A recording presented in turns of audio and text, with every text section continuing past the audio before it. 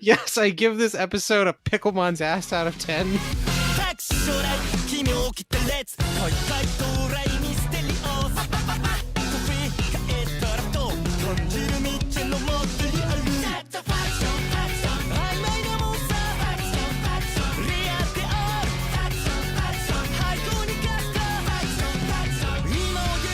Welcome to Prodigious P, a prickly posse of pickled voices that permeate your podcast feed, your spooky companion through Digimon Ghost Game P.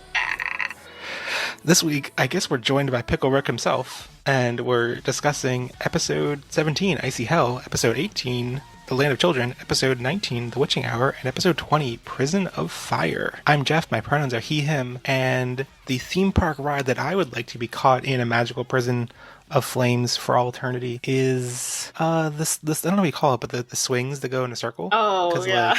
It's they're not that intense, but you get a really nice view. And, if you're stuck swinging up there forever, it's not too intense on your body, but you still get a really nice view of everything. So I think that'd be fun. The Hurlo World. No.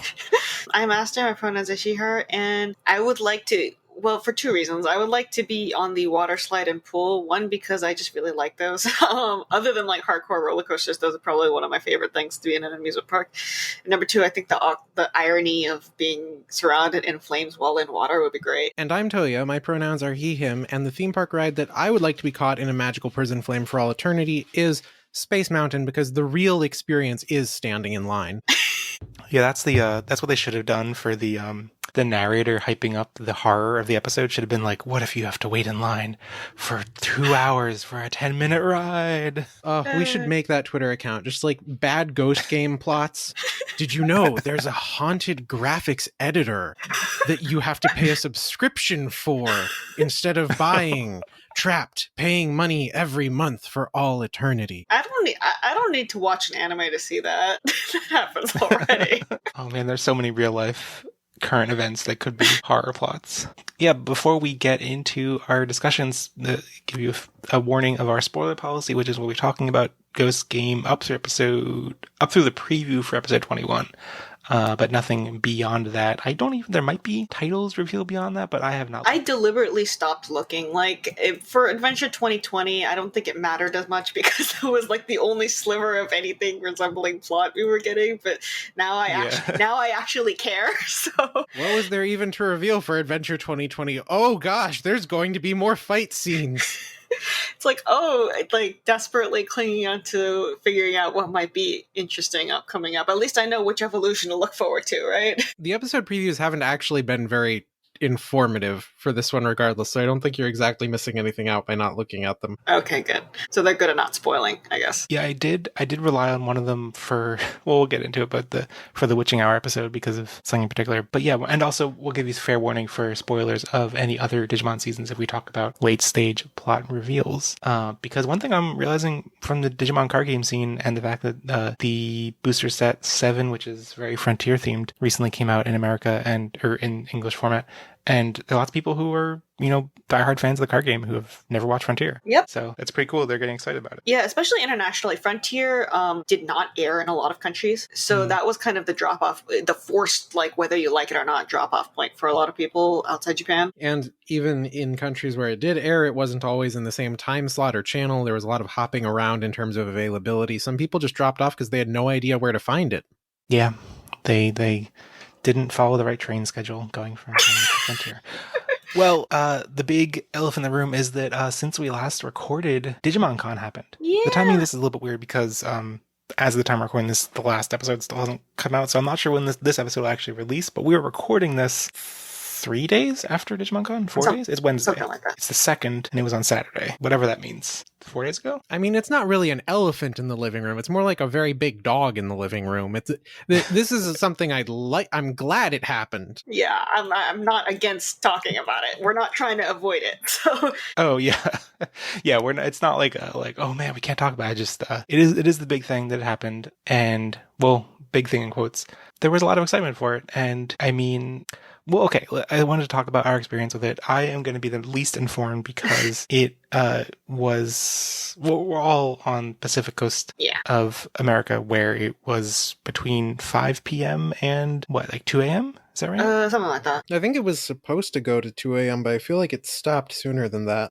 Well, I mean, I think we had it pretty lucky in terms of other territories where it was like literally in the middle of the night. Yeah.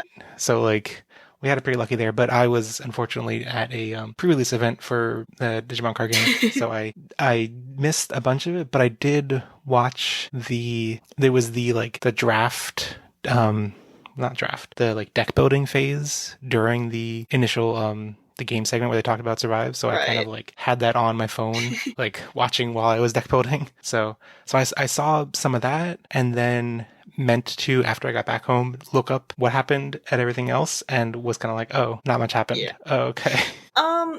I was honestly not expecting that much because, like, when you have like a 6-hour stream, like, there is legitimately no way that all 6 hours is going to be like packed with like that much to justify like a whole 6 hours. Like, so I decided what I was going to do is, I went that day. I happened to be visiting one of my best friends from school, and this is the friend that I mentioned a lot is getting into Digimon with Ghost Game. So we watch 1 episode of Ghost Game and 2 episodes of Adventure every week, and so they're kind of like adjacent to the franchise right now, and I'm like, of course, hook, line, and sinker. So I went to go visit, and it's normal for me to like stay over and like hang out with them until like super late in the night. So I just like set the computer up and like had it playing in the background while we like chit chat and talked about different things and walked certain things. I'm lucky that I'm a fan of the card game, so like I had a lot of fun watching the actual matches. So I enjoyed the experience overall. I know a lot of people like were kind of disappointed because they were expecting more like impactful news, but I'm the kind of person who like is actually interested in the gameplay of Survive besides just the release date. So it was nice getting like a pretty detailed update on what actually the game is like and plays, and it did actually answer several of my questions. Oh, and I guess if people haven't heard the main conclusion is that if you are expecting a release date, no, don't expect that still. Yeah. Beep, beep, beep. Future Jeff from May 26th here to let you know that everything we just said about Digimon Survive having no release date is woefully wrong. It is coming out in the West on July 29th and in Japan on July 28th, so that's just a couple months away. We recorded this episode way back in the beginning of March, and there was no release date then, but there has been in the several months since then. So yeah, that's actually coming out, for real. Much sooner than we ever could have expected when we recorded this episode. So yeah, get excited. That's about 2 months away. So yeah, let's get back to the... Oh no, I'm getting accosted by Mr. Spickleback. Oh no, beep, beep, beep. But it was a very, decent confirmation that they are making headway on it. So I liked getting a lot of questions I had about the game answered. So that was that. Actually, I wasn't expecting as much information on the other video games as we did actually get. I'm still surprised the new story game is actually still in the bucket, and they actually have decided that much about it. Yeah, so they announced that it's going to be primarily set in the digital world and also feature what is it called? The Olympus, is it 12 or 13? 12, the Olympus 12. 12, was there any other information that they mentioned about it? No. I remember a long time ago they said they wanted to make it a PS4 exclusive game because, the thing is, when they made that statement, they were saying that's because the West likes that platform. But like at the time he said that, the only other options were basically the Switch and the 3DS and the Vita, and like so it's understandable that's probably not going to be like one you consider. But then the Switch came out after that, and then Bandai Namco started actually making PC ports, and then like now there's a PS5, and also like the Japanese market. I mean, their domestic market pivoted towards PC, which was not on my bingo card for the 2020s at all. Yeah, so like that statement aged really badly. So I feel like that's probably not still going to be in the cards, because claiming right now that the West would prefer the PS4 is like laughable. So I don't think that's true anymore. So I imagine like other than like what we just learned again that they confirmed recently, like I wouldn't hold any statements from back then that's still holding now. And they also talked a lot, or they answered questions about ports, and it seems like the general takeaway was, we've considered it, and if you want it, let us know. I don't know. Basically, it was the nicest way of saying, like, it's very unlikely to sell enough to justify making it, but we're not, like, against it, so if you really wanted that bad, show your demand for it. Which, yeah, I think... I don't know, it's kind of... I need to drop a really hard truth on a lot of like Digimon fans who are clamoring for certain games. Yeah. There's a reason why Cyber Sleuth is like 90% of what dominates Digimon game discourse right now, because every other game that has released as a Digimon game is considered a really terrible game by anyone who is not a Digimon fan.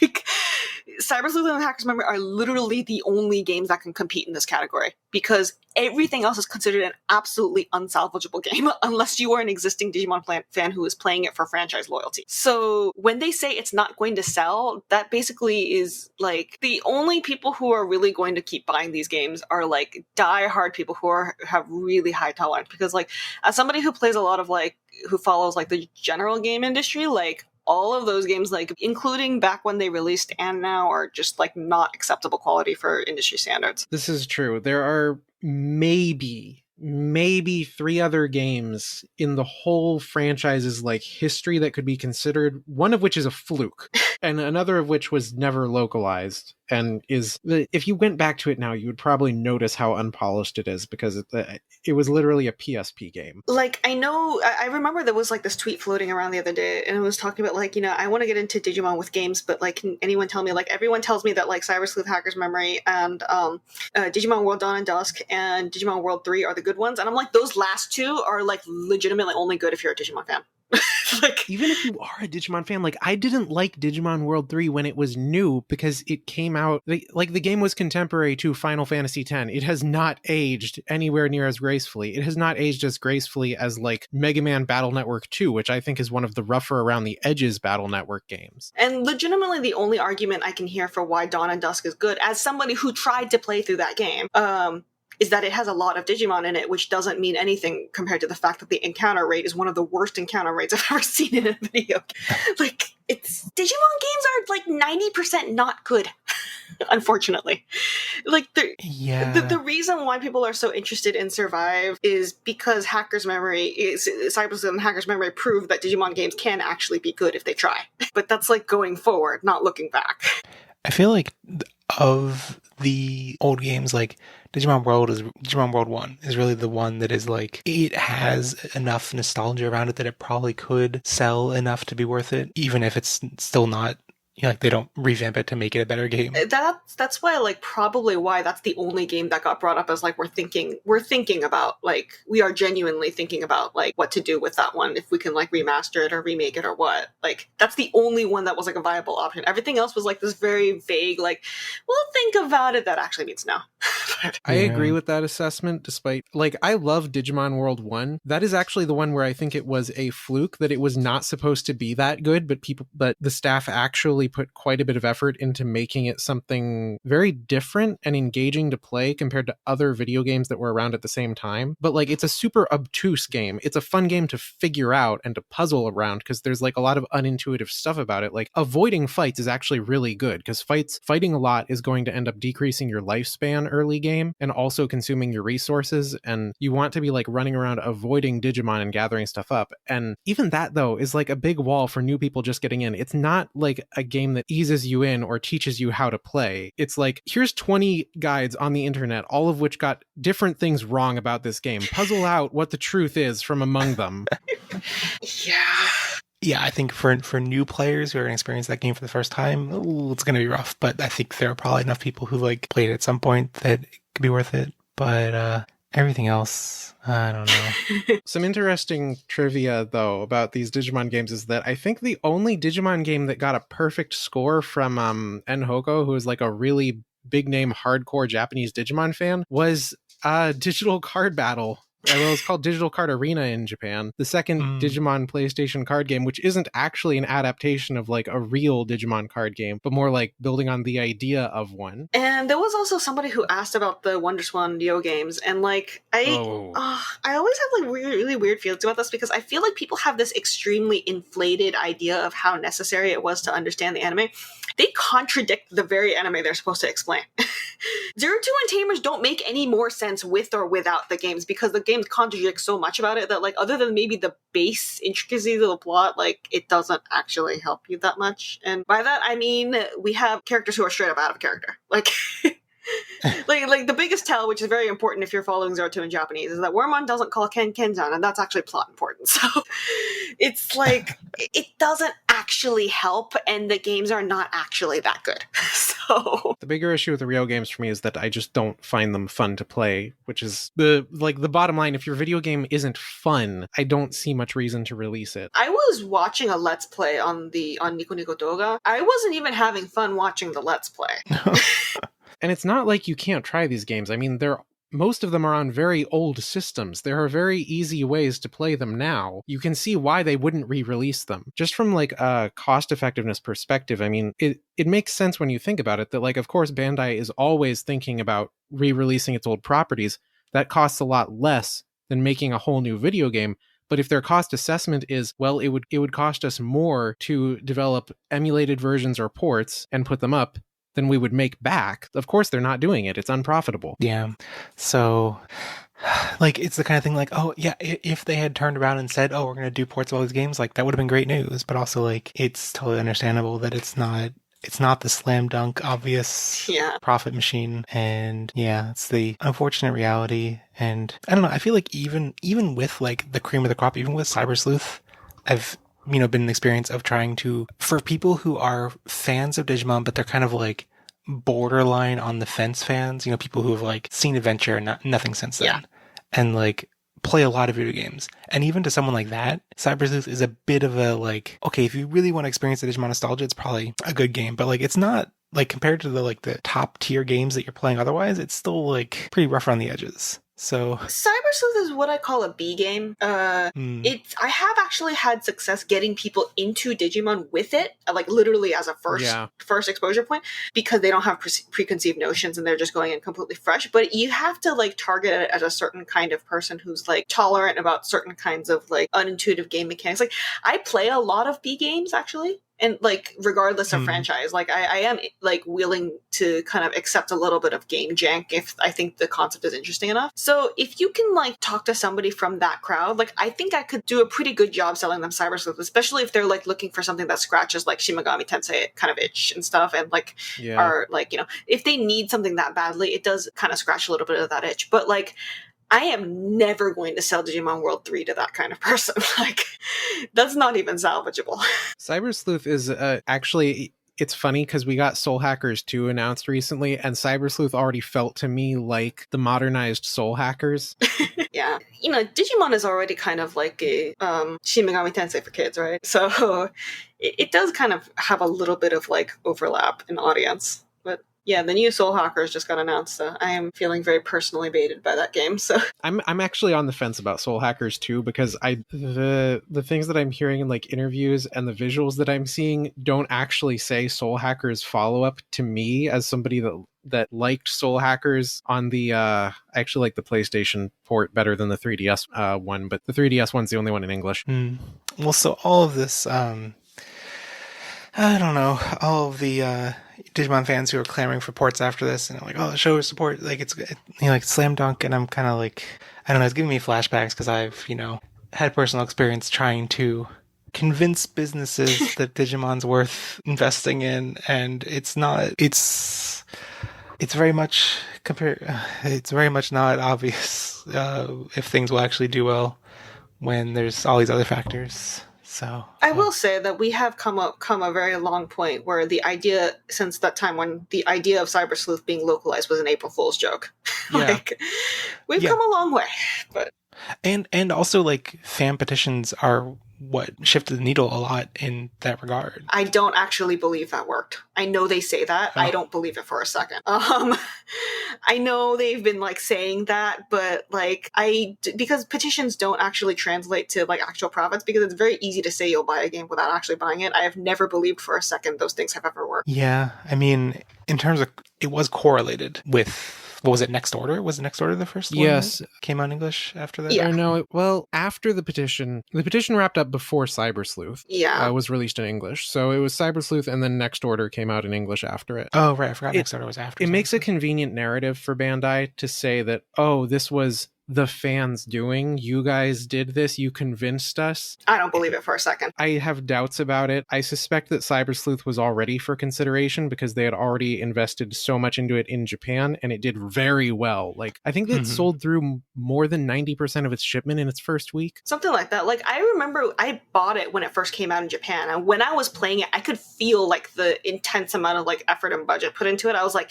if a game is getting localized anytime soon, it's this one. Like, even this was like a whole year before they announced it. I was like, okay, like it had like all the aura of like one they were like planning to like consider. So yeah, I don't believe the petition actually did it for a second. I'm sorry. It would make sense for them to be trying to... The thing with Cyber Sleuth was that they had...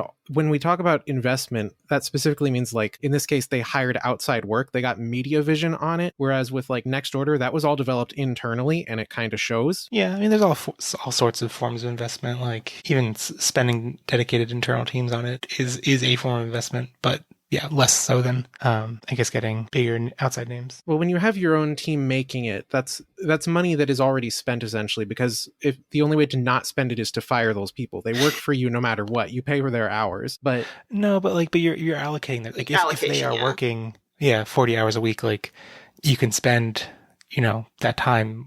but working on a Digimon game or a different property and stuff. So like, yes. But I will say, all the Digimon games I have generally liked, or at least found the gameplay to be tolerable, were not developed by Bandai. So Bandai is everything I like from the company comes from the Namco side. Let's put it that way. It either comes from the Namco side or it's outsourced. Like if I had to name like the ones where I was amenable to the gameplay, it's gonna be like let's see, Decode, which is by Tricrescendo, Tricrescendo, and Adventure PSP, which is by Prope. And the Atmon game, which is by Inti Creates, and it's like Cyber Sleuth, which is by Media Vision.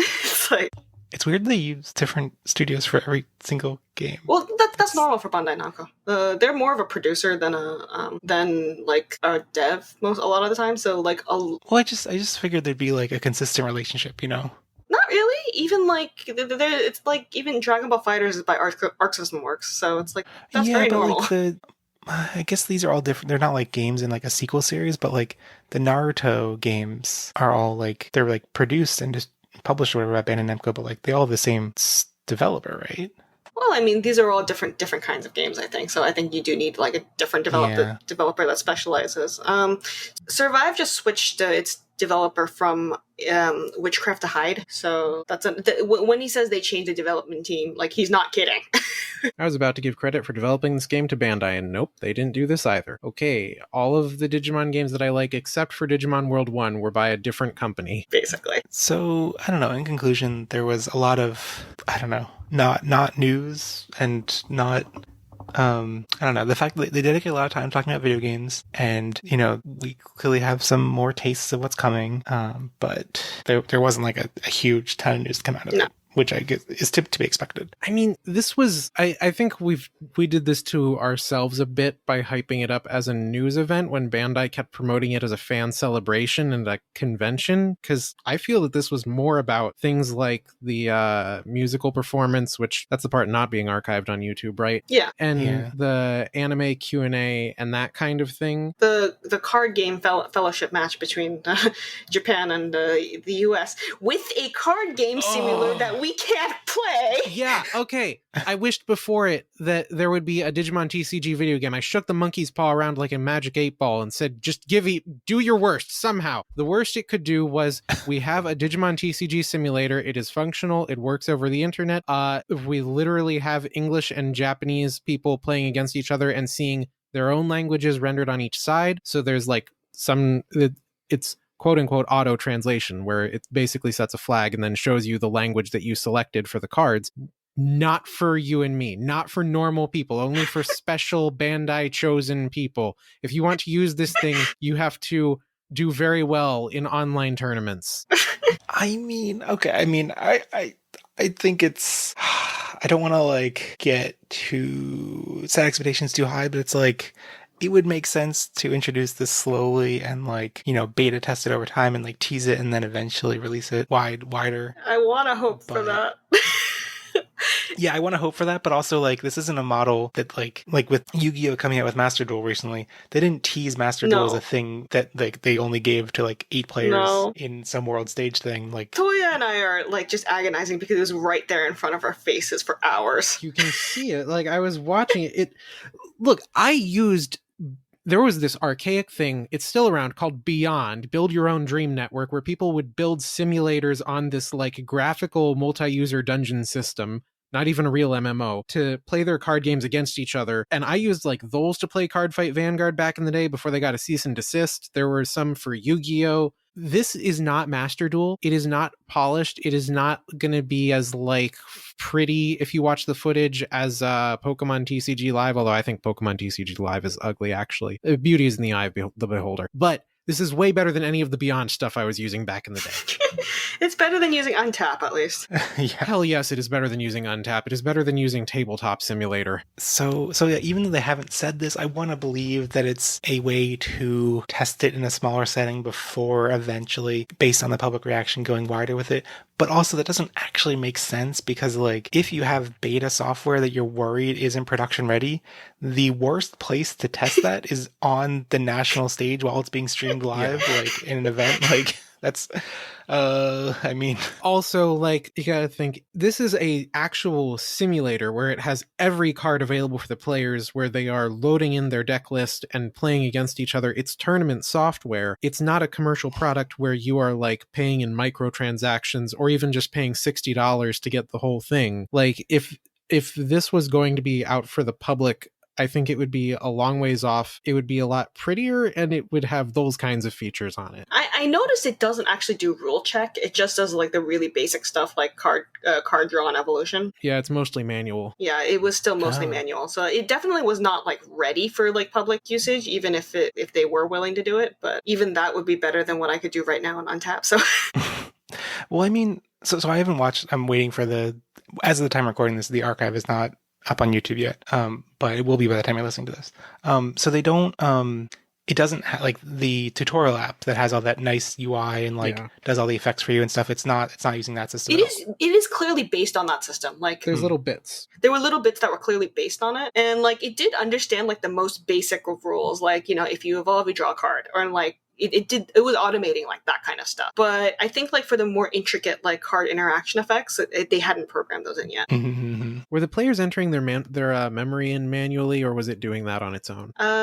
Memory might have been automatic. I'm not sure. Okay. But like it for things like this card draws this many cards, you know, like this effect that activates on this one, like that one was clearly automated. But like the more intricate, like this specific card interacts with this specific, you know, the kind of things you normally would need like rulings on. Yeah, right. That one. You still have to trust your opponent to not cheat. Yeah, and I heard there was actually like controversy about that. Actually, there was a controversy over whether one player was cheating. Oh, well. So the other side of the stuff that, well, actually framing it as a convention and like a video game presentation would have been like an exciting and insightful panel at a convention, but not a news presentation. Yeah. And similarly, the thing that I am excited to watch someday when I can watch the archive is the anime discussion, which gave us like very slight teases of the 02 movie, but mostly was just talking about like the philosophy of it. Was for the 02 portion, there was a little bit about like production and trivia, like the fact that Hurricane Touchdown apparently had a beta version that had to get rejected because the script was too depressing. There was like interesting stuff like that. Some of the stuff has been said already if you've read like really early interviews, but obviously most people are not keeping track of like 10-year-old reference material books, so it's probably still new info for a lot of people, which I think is like still interesting. But you know, I'm the kind of person who likes those kinds of stories, so it's interesting to me at least. And yeah, the Tamers and Ghost game was mostly just about like philosophy of like, there was some stuff about animation production, some stuff about just like general philosophy of how they approach like Digimon partnerships and that kind of thing, and like how they contrast with each other. It was really funny. My friend who doesn't like know anything about Digimon despite other than like what I've shown them of Ghost Game and Adventure, they were also watching the stream, and when like Kaizawa, the Tamers director, was talking about like the stuff he was in charge with and like Tamers, my friend was like making so much fun. He was like, he's basically implying he was in charge of all the fun parts, which implies that everyone else was in charge of the not fun parts.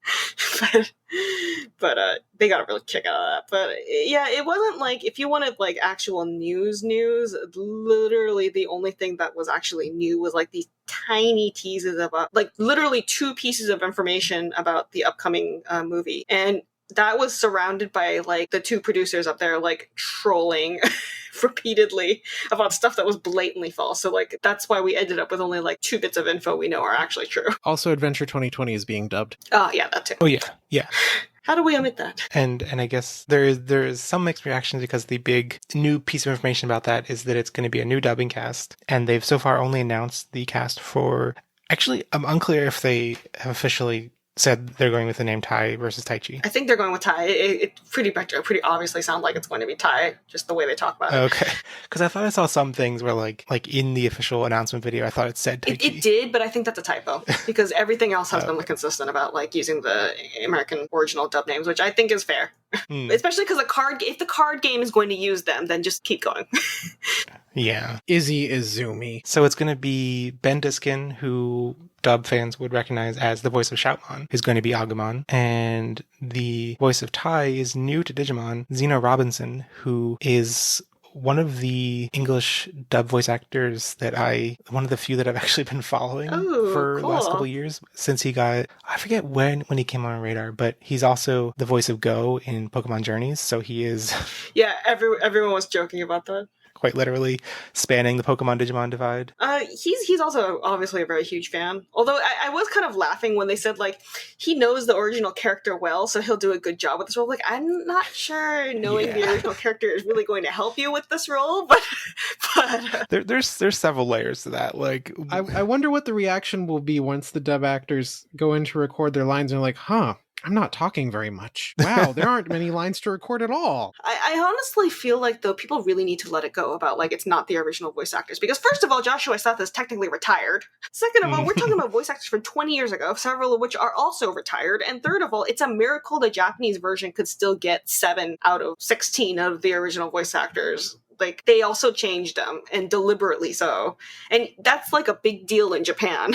So, this is not a series where you should be actively looking for the same voice actors anyway, so this is, like, ridiculous, in my opinion. I mean, it's kind of miraculous that they're all even still alive. It's been so long. Some of them were already in their 40s, right? When they were doing the original series? Yeah. Yeah, and I think, I mean, like, of any voice actor that could be announced, I think Zeno is, like, you know, like, honestly, one of the most exciting because his enthusiasm, I mean, it's, like, it's infectious.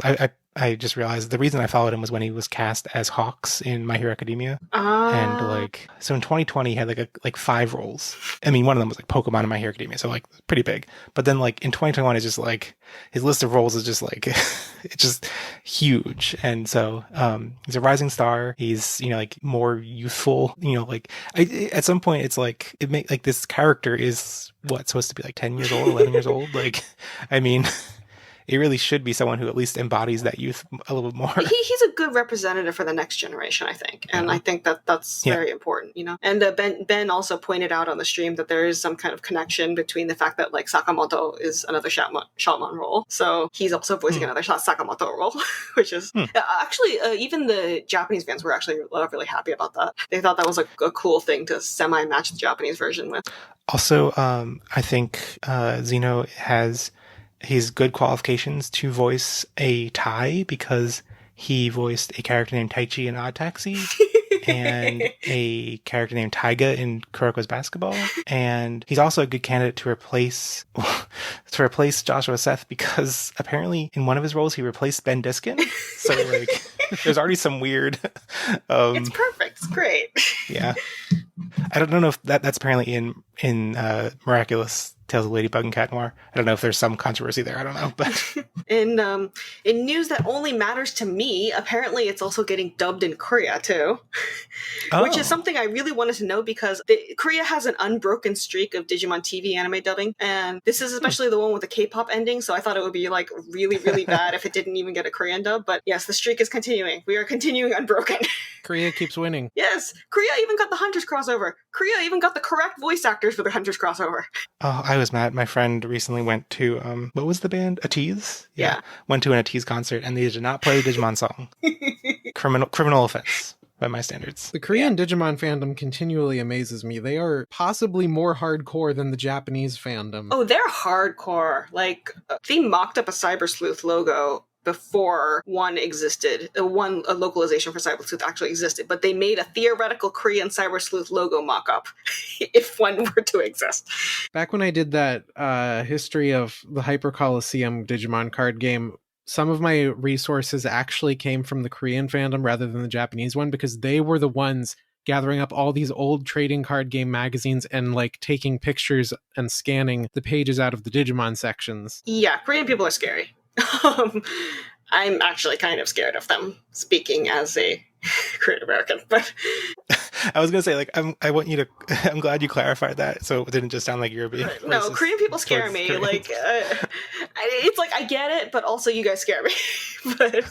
but yeah, they're pretty hardcore, and I think actually in some ways getting every voice actor for the Hunters crossover is actually harder than it is in Japanese, because the Japanese situation, they made use of a lot of like similar same voice actor jokes in order to like double cast. Korea didn't have that luxury, and they pulled it off anyway. So anyway, that matters to me specifically. But Well, so I guess was there anything else exciting for people who, I mean, by the time you listen to this, the archive will be online and it's going to be pretty long. So I think if there's anything worth checking out, I should probably recommend it so they can, instead of watching the entire, whatever it comes down to be like 4 to 5 hour stream, I would say the things to watch are the game segment and the anime discussion. That's what I'm excited to watch once it's available. Honestly, if you're a card game fan, the matches were really fun. Like watching like actual high level players go off against each other, like it was pretty fun. Like, I forget, how do they select the players for this? I think by tournament elimination. I recognize some of the names as being like high level players. So,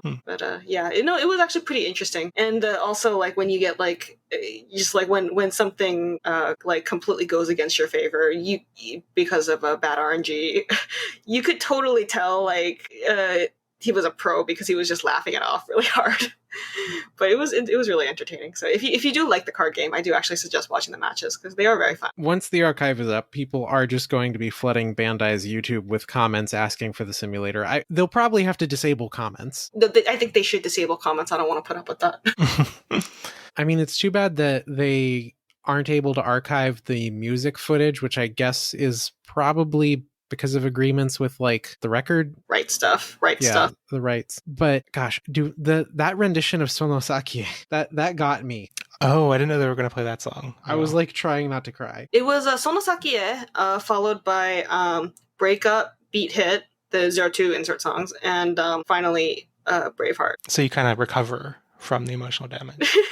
And they were all like, even if you've never watched the subbed version, we think Digimon fans everywhere know this song. And I'm like, no, they didn't say that part, the first part, but yeah, they actually said like, you know this song, even if you don't speak Japanese. I'm like, a lot of people don't even know the song exists outside Japan, and not only that, they'll get pissed at you if it's not like the song for their childhood.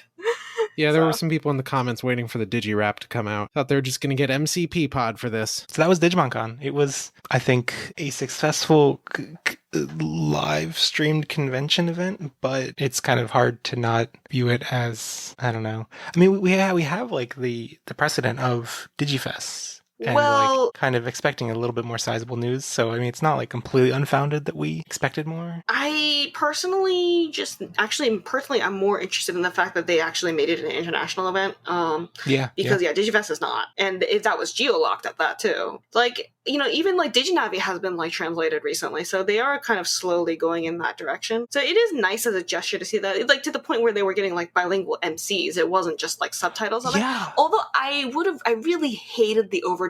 That was the overdubbing awful. was bad. Like I'm like trying to like put up with them going like, and then this was also a thing we were considering. I mean, it's just like, guys, just give me subtitles, man. Like this guy, I can barely follow what's going on because like everything is just so like it's just like, guys, don't do that again.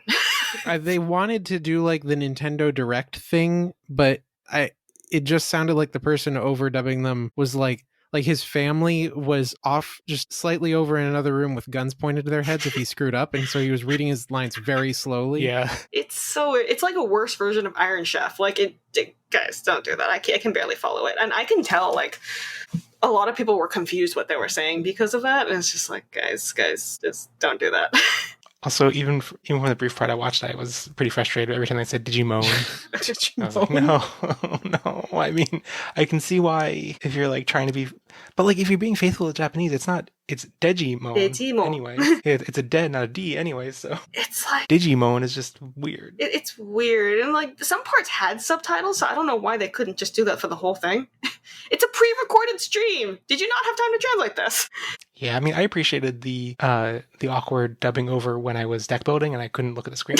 But then even doing that, I was like, why is it so awkwardly, unnaturally slow and weird? And like, so there's lots of kinks to iron out, and I think they hopefully have heard a lot of that feedback and can improve theirs next thing. But I mean, hopefully, if anything, I'll take away is that like having it be international was successful and there was interest and demand. Yeah. I hope that's a takeaway. That's the thing that I think is getting lost in this, because I saw a lot of reactions to DigiFest that were like, there was no news, nothing happened, they didn't tell us anything, where's our release date for Digimon Survive? And like people were talking about this in English as if it was hyped up exclusively as a video game stream when it was not. But the fact that we are getting these simultaneous synchronous release English-Japanese events where it's like not even like a lot of it isn't being translated, it is being rendered originally in two languages. That is a huge step forward from like even a year or two ago. Yeah, like it's only been like last year or so that they actually started like translating Diginami into like English, right? I don't remember.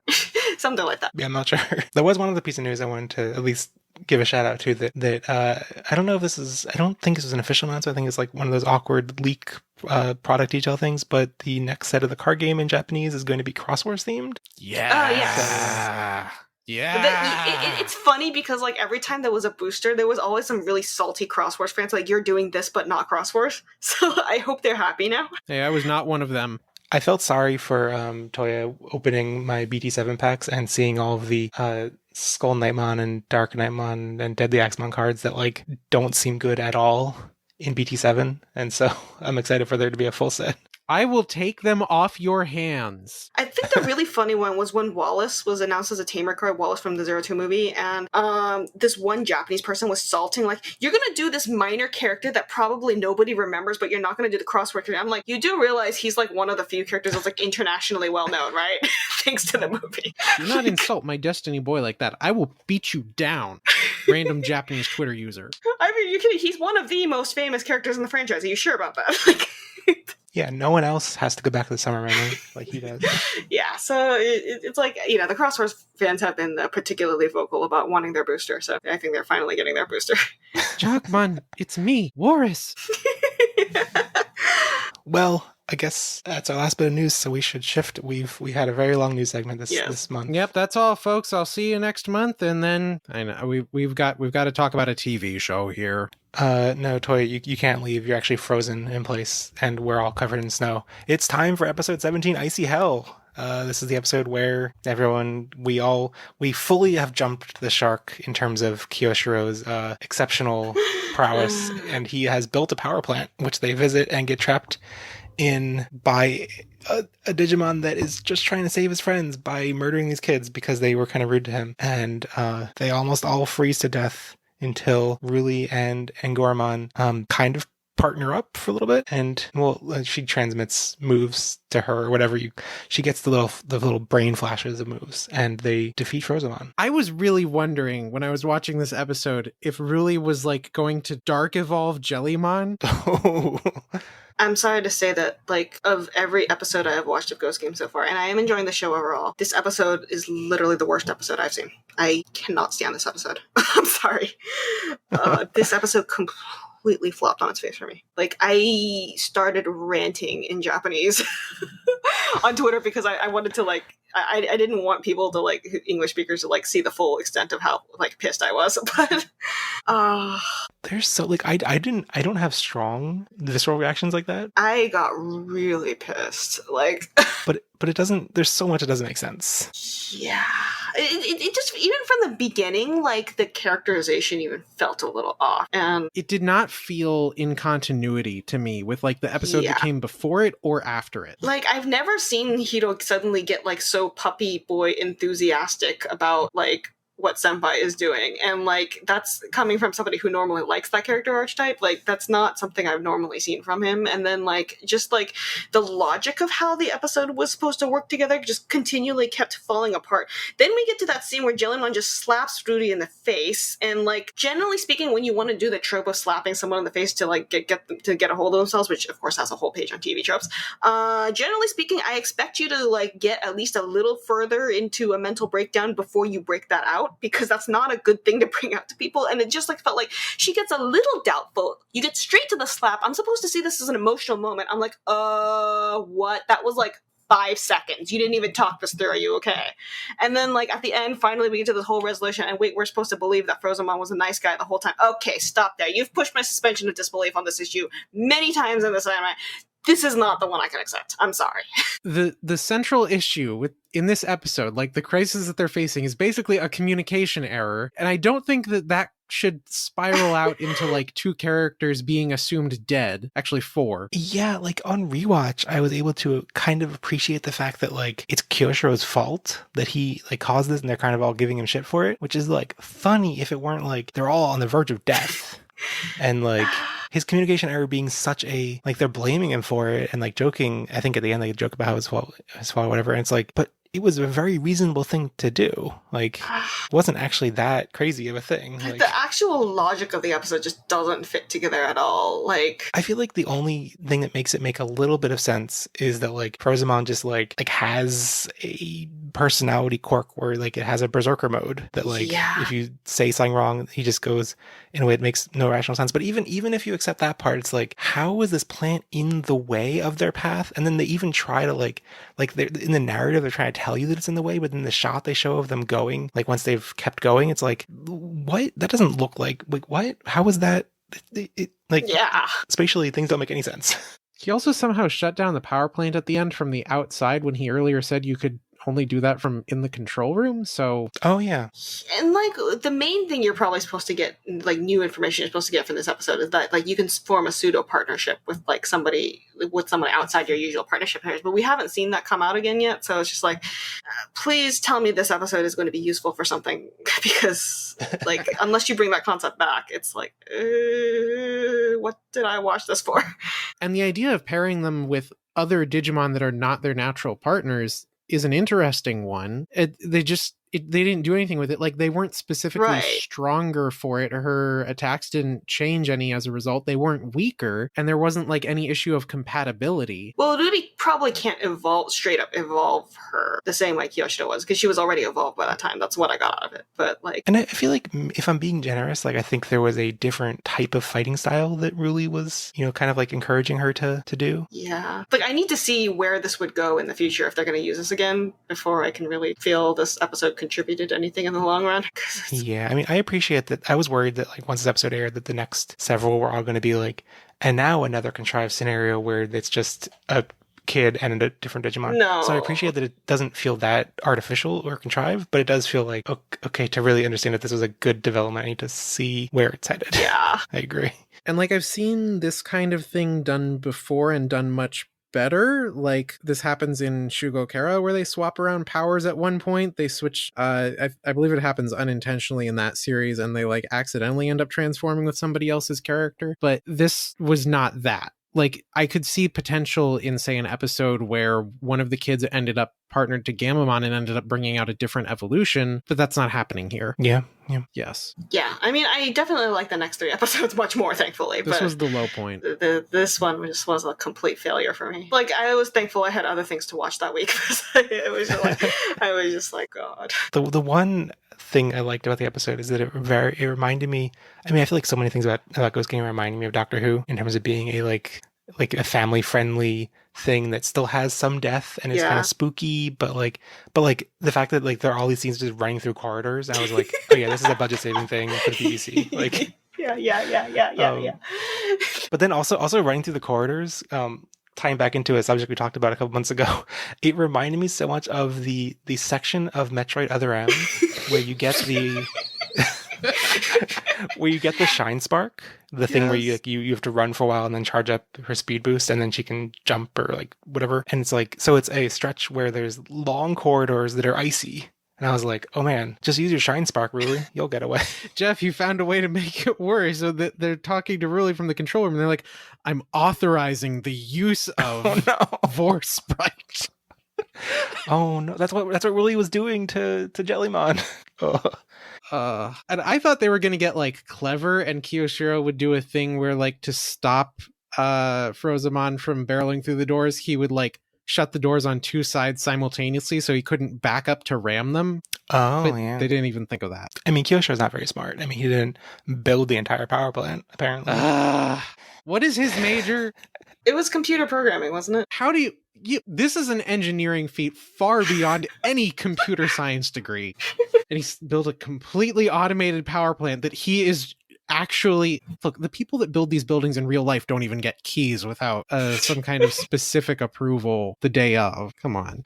Also, the logic of, like, when they are trying to evade Frozamon, like when they're trying to not die, they turn off the power processing because they established that it's essentially something that converts heat into electricity. So if they turn off the power, they'll stop redirecting heat away, so it'll heat up a little bit. But then at the end, when they're trying to let Frozamon pass, Kiyoshiro turns off the power, which also turns off the heat. So I'm like, yeah, but you're not supposed to think about it. This is maybe we should just move on. This is not an episode you're supposed to think about. I mean, the logistics of the episode aside, like, I can forgive stupid writing if the episode thematically makes sense as something that's like an emotional beat. It's part of a greater arc. It's something like getting over Bokemon's death or something, like when we had the Granny episode. Like, those episodes all made sense together as a continuous narrative. This just feels like it's there and it happened and it doesn't mean anything. Don't think about it. Like I said, the trope of like slapping someone to get, get them to like snap out of it, right? That's not a trope I like seeing used very often, but is a trope that I understand is a trope, Like, okay, it happened like 3 times in Zero 2, so I would be like a hypocrite. So it was like, having it would completely ruin it for me. But like, I'm willing to put up with that because I understand that like it's there's a reason why, in those cases it's talking about, you're getting completely unreasonable or you're falling into a completely circular level of thinking. Okay, that kind of thing.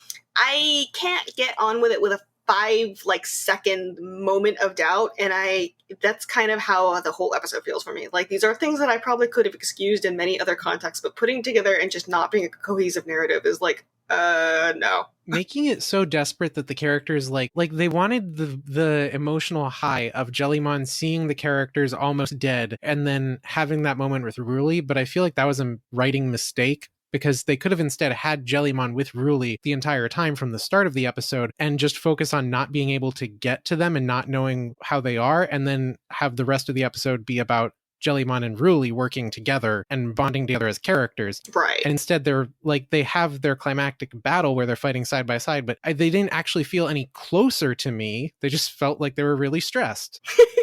Basically, right? Yeah, like I feel like we got sense of them being a closer partnership in the episode when they went to I guess they weren't in the hot springs. There was like communal bathing. Yeah. So like they had to go off on their own. They got dressed up together. Yeah. And especially like Jellymon in this episode is like, up until it becomes really dire and she has to split off from the rest of the team and finds Ruli, like she's like so nonchalant and fickle about things. Like she's like she's barely noticing that Kiyoshiro was like dying. Yeah. And it's like, it makes oh yeah, I was just keeping myself warm by electrocuting myself the whole time. But you can't do it. Wink and smile on the camera, and it's like, so like I get the point of that is to make it so that when she is acting really dire later, like there's that big contrast, but like it just, I don't think it works to like make me like put off by her to get to that. Yeah. So yeah, unfortunately, a swing and a miss. All right, should we move on to a better episode? Yes. I would say 18 and 19 together are both, like, the general idea you're supposed to get from both of them is that Gaomon is actually starting to mature beyond just being, like, baby all the time. He is actually getting a sense of certain independence and a desire to be independent. Yeah. So episode 18, Land of Children. This is the Peter Pan episode. The we get Petermon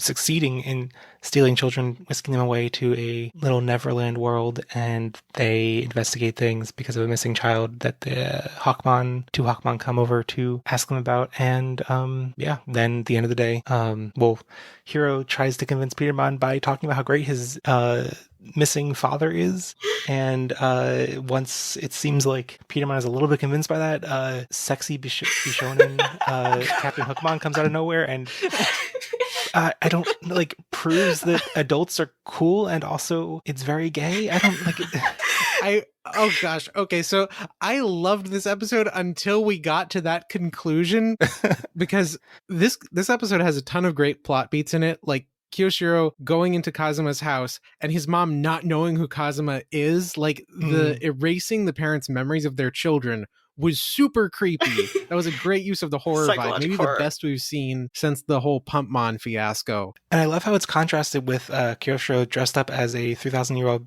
magical detective elf because he's really obsessed with some anime. Like, what? And she never found out he wasn't an elf. We don't know that she knows that he's just a kid cosplaying. She could think that an actual elf did walk into her house and magically unlock her doors. I think 17 and 18 together are supposed to imply that, like, evolution can happen even without like a specialized device. So the device probably just streamlines it a bit better, which is which was actually the case back in Adventure. So that is kind of bringing back kind of an old concept there. And there probably is some thematic relevance about like how like Gammon's maturity is like into growing up in a sense. So concerns about like growing up and whether that destroys your innocence and all that is like probably relevant to the overarching plot with Gammon. He's getting so big. Yesterday he was just showing up at Hero's room at 3 a.m. saying, "I threw up." And then today he's going to the store and getting his own champion. Well, I feel like this episode was primarily like one of the most blatant, like, yes, evolution is a metaphor for growing up. Yeah. Instances that we've seen in the franchise, and the little teases we got about Petermon smelling Gammon and then being like, "Oh no, you smell like an adult." Yeah. It seems like it's more of a tease about the whole like he probably was Gulus Gammon reverted back into Gammon or something. Right. You smell like glue.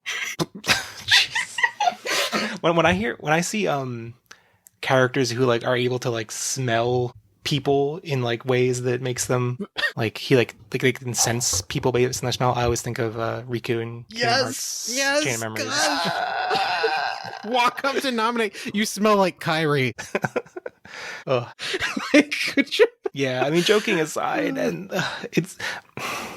I mean, Peter Pan is a Petermon going around sniffing children. Yeah, it's not great. It's not like there are things I don't think these are actually inherent. I don't think the inherent Peter Pan narrative is creepy in this way. The children being kind of predatory. The way it was portrayed was that Peter was a child who was recruiting other children, and he himself was a brat. And he's a slightly older child, right? But he's not that much older. Not that much older. And you were supposed to see him as just as much of a childish brat. Like yes, it's true that he's not growing up, but also he's never going to change. He's never going to like become open-minded. He's just in this like narrow-minded loop that he's keeping himself in. Like that's the original book's take on it. I think Disney romanticized him a lot. But they made him much less mood swingy. In the original book, he was like a temperamental, like absolute brat. So the Digimon being there being a much bigger age gap is uncomfortable. Also, I mean, to me, watching this, the elephant in the room is the Michael Jackson of it all. And I didn't even think of that. It's just hard for me to like, because like there are real people in real life who act like that, and I mean it's all messy and so like. So that made me feel gross about that. So like I want to be like, oh yeah, cool that like him crushing on Captain Hookmon in the end was very gay, but then I'm like, oh, but like I don't want to the sniffing children of it all. And but I mean, but also like I think watching the episode, like my first impression was just like, oh yeah, this is very. We're not going to get into details. I don't think we should get into details about Kizuna, but there are a lot of similarities to Kizuna. Let's put it that way. Kizuna is also interesting in that, the Peter Pan references in it are actually much closer to the original book than they are the Disney version. So, not book, was it? Yeah, it was yeah, a book originally. Book or play, but yeah. A play, yeah. and then most people know it through the Disney film, but like, if not for the Disney film, it would be known as a book at this point. Right. I know it through the video game Kingdom Hearts Birth by Sleep for the PSP.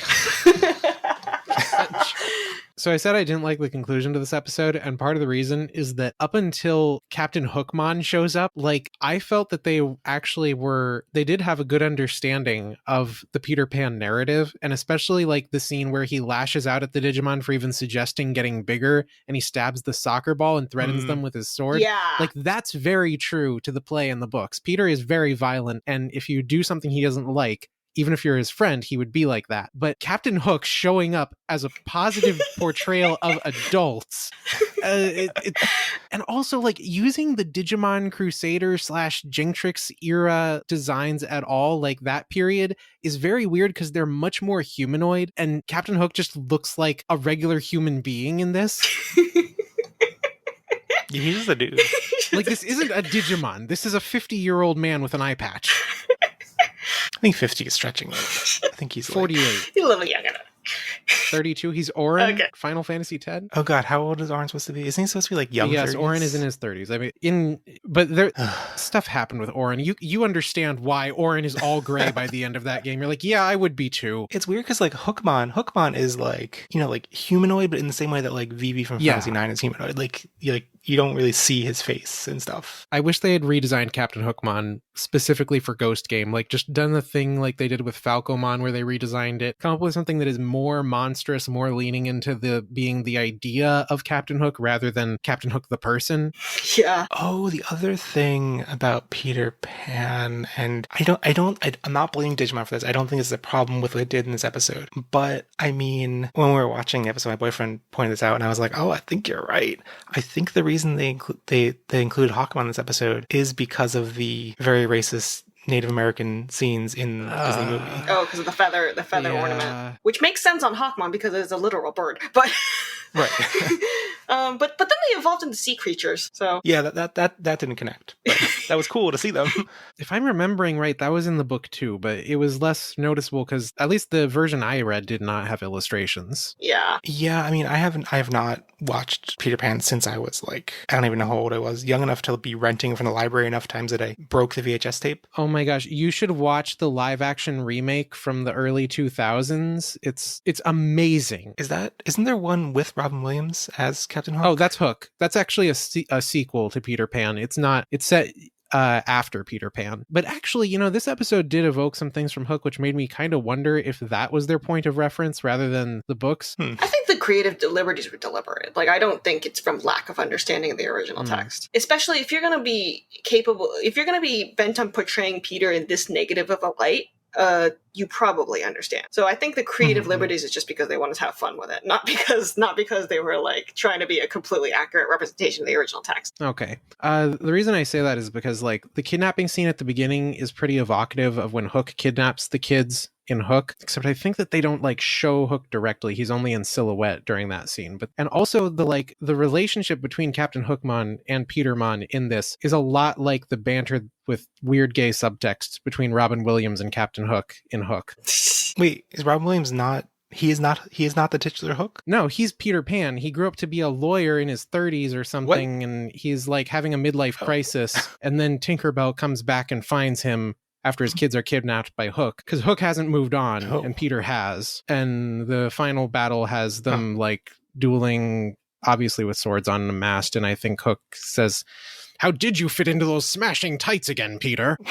I think the part about Peter like throwing a tantrum at adults for like always lying and all that does kind of evoke the book a little bit, because in the book there was suggestions that his extremely negative, like, my parents abandoned me, like, spiel was a little bit of his bias as well. The ship sailing against the moon silhouette at the end of this episode was pretty similar to the Disney take. I think it's just like an amalgamation of everything pop culture knows about him. Like, I don't think it was really like a very specifically trying to reference one or anything like that. Of course, the last time I touched the book was before Peter Pan and Scarlet came out. So I have no familiarity with this franchise, but one of the speculations that I heard about the references that makes a lot of sense to me is that this portrayal of Captain Hookmon is extremely Captain Harlock, which, looking at images of Captain Harlock, it's like, I mean, it's a older looking pirate man with an eye patch in a space pirate ship with like planets in the background. Like, I don't know. That seems like it connects. That could have also been the reference point. I'll take that. It is acceptable. Oh, I wish that that one of the Hawkmon had evolved into something else. I didn't like that they both evolved into the same thing. Yeah. Yeah. Also, the whole evolution stuff, like, I thought it was great that one evolution. Like, okay, they're in dire circumstances. Let's, like, help protect them. Then when it was like, oh, we're all doing it, and I was like, okay, I mean, it like almost thematically fits, but it's a little bit too like, wait, are all these kids emotionally mature now? Like, what? Well, no, I mean, it might be because curious. the two Hawkmen were friends with the boys beforehand, right? Yeah. Like they had bonded with them very personally, and like with that, the reason why they came forward was because they were personally bonded. So I think it's I don't know if it's about maturity per se, but like these Digimon were very close friends with the kids, you know? Yeah, like that's why I tried to read into it, that like they spent all this time playing together, so like their relationship has matured. Which this is a fascinating plot point that Ghost Game has going on right now, that like in the background, while these kids are having all their adventures, Digimon are integrating into society. Like they're befriending other kids and forming relationships with them. Yeah. Like Hito and his friends are special in that they have devices that seem to be particularly attuned to helping the situation, but they're not like, you know, chosen children, right? So they're not exclusive. There are Digimon who have been integrating with society, making friends with kids, perhaps even evolving in the past, perhaps even taking care of other like hologram ghost incidents. I hadn't thought about, like, more so than any other season, they are like, the extent to which they are chosen is just like, they got cool gadgets from Hero's Dad. Yeah, they got... It's nepotism. Dad chose me. Yeah, they got cool gadgets from Hero's Dad, and like they just like are cool in the other kids because they got the coolest gadgets. I mean, it's like, let's say you have like, you know, like anybody else in this world who has like, I don't know, an inventor dad who came up with some tech device that's particularly good at detecting certain things, then that means the kid has one extra tool that's a little more helpful, but that doesn't exclude them from being like, you know, that doesn't exclude other people from also being clever and finding their own ways around it. If they do the thing where they bring back all the characters from this early arc later on, I'm looking forward to seeing the kids with all their Digimon. Yeah, I feel like I would welcome Kazuma, but not like the entire army of kids. Look, when they are talking down Belial Vamdemon in the finale. Well, on to the next episode, episode 19, The Witching Hour. In this episode, Hiro sets Gamamon off to go on his first errand, which is apparently a cultural thing in Japan that kids do at a certain age. How old is that? Like, what's usually the threshold for that? I don't actually know the exact threshold, but it's you have to be old enough to go somewhere by yourself. So it's at least like primary school age, basically. Wait, I'm seeing, when I looked up an article, it was saying kids as young as 2 or 3. Oh, 2? Wow. They can barely walk. What? Well, like, I guess it depends on the scope of the errand, right? Like, Gamamon has to go all the way down the street, all the way over to the store on, you know, down the street. Yeah. So it was very cute. It was very adorable. And of course, it goes wrong because a bad localization appears out of nowhere and decides to send them into the past ? So okay, wait, and then also when they're in the past, they get a completely separate horror movie premised in that they get like taken over by a shadow of themselves, but then the vital bracelets kind of like, and their emotional connection makes them all teleport to where they are, and then they hug the right one, and then it's all good, and then Pickle Rick goes into Gamon's past, is traumatized by something and beaten up by something, and then comes back and goes into his future, and then becomes his number one stan. A lot happened. So yes, this episode was there was something going on here.